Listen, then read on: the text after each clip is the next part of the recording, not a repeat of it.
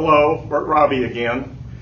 Let's talk about one of the helpers we have for hold down, particularly if you have awkward things to hold down, lumpy slabs that need to be leveled out, material that is really slick and has a hard time staying even when the vacuum is pulling out it the best we can.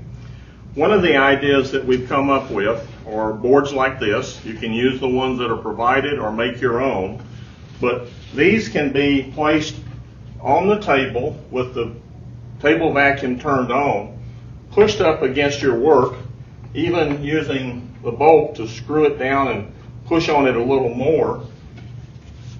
And if you have the vacuum turned on in enough zones so that not only your workpiece, but this is also being sucked down by the vacuum, you can put these around your workpiece in a way to secure it.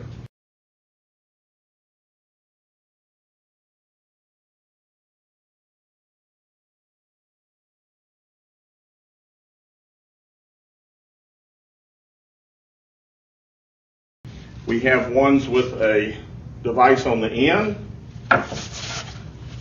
one in the middle of the side, one with two on the side.